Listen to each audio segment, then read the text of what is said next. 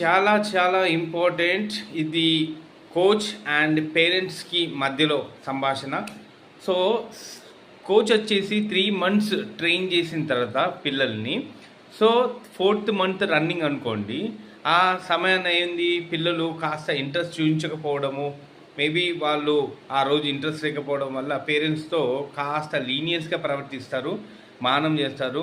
So అలాంటి వాళ్ళకి ఏంటంటే నేను చెప్పాల్సింది, ఆల్వేస్ పేరెంట్స్ కోఆపరేషన్ ఉంటేనే పిల్లలు వీళ్ళు కంటిన్యూస్గా చేయగలుగుతారు. అండ్ మోర్ ఓవర్ ఏంటంటే వీళ్ళు అనుకున్న అచీవ్మెంట్ సాధించగలుగుతారు.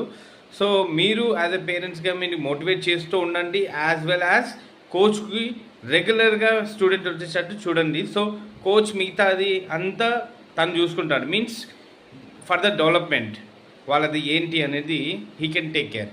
సో ఐ హోప్ మీరు కంపల్సరీగా పంపిస్తూ ఉంటారని అనుకుంటున్నాను రెగ్యులర్గా పిల్లల్ని.